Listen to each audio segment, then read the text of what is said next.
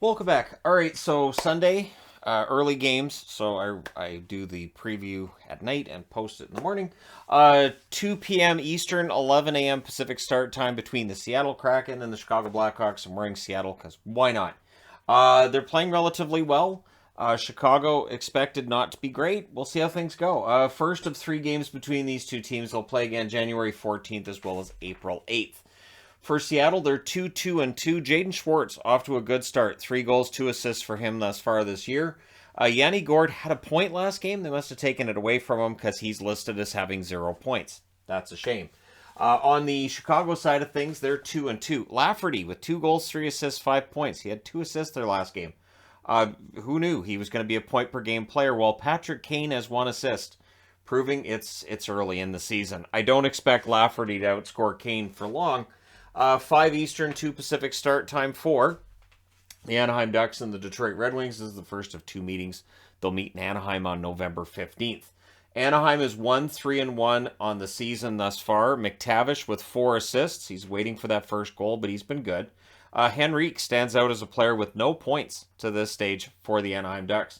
On the Detroit Red Wings side of things, they are 2-0-2. Kubalik, 2 goals, 3 assists, 5 points for him thus far this year. I don't think they expected a point per game from Kubalik. They have to be ecstatic about that. Raymond stands out as a player with just the 2 assists. He may be going through a sophomore slump. It does happen. Not the end of the world. Also at 5 Eastern, 2 o'clock Pacific, we have the Columbus Blue Jackets and the New York Rangers, the first of 4 meetings between the Blue Jackets, who are falling, and the Rangers, who are in pretty good shape to this point in the season. First of 4 meetings. The other 3 will be January 16th, March 28th, and April 8th. Columbus, of course, 2-4 to start the season. It's been a rough beginning. Johnny Gaudreau, good start. 4 goals, 3 assists, 7 points for him. Sillinger, still not having a point thus far. On the Rangers side, they're 3-1-1. Panarin, 3 goals, 8 assists, 11 points. That's ridiculous. That's more than 2 points per game. VC still doesn't have a point, and I hated to put VC's name up there again, but every New York Ranger player has a pretty good points total so far this year. So I kind of by default had to pick VC. 5 Eastern, 2 Pacific start. Yes, 3 games start at 2 o'clock Pacific, 5 o'clock Eastern. So if you're in Europe, you're in luck. These games will be taking place early enough that you can watch them. And, well, kind of. Anyways, more so than the usual schedule. The Islanders in against Florida.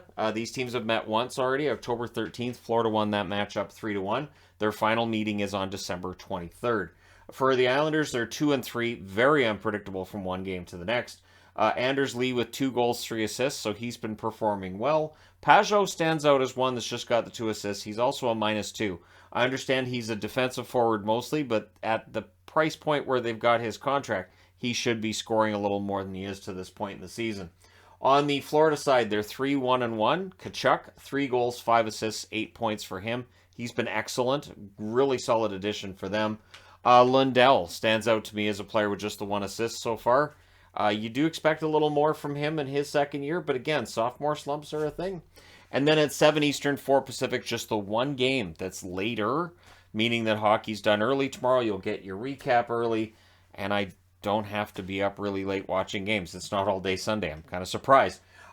Pleasantly surprised. So the San Jose is in against Philly. It's not a split squad for Seattle.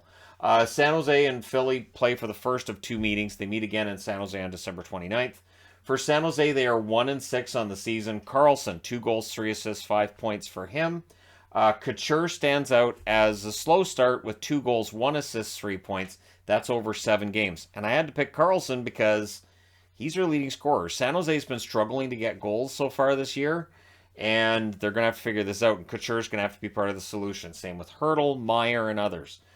There are numerous players I could have put up there as being off to a slow start for San Jose. Couture's not alone. On the Philadelphia side, they're 4-1, and Kevin Hayes, just the 1 goal, but 7 assists for 8 points so far in 5 games. He's playing well.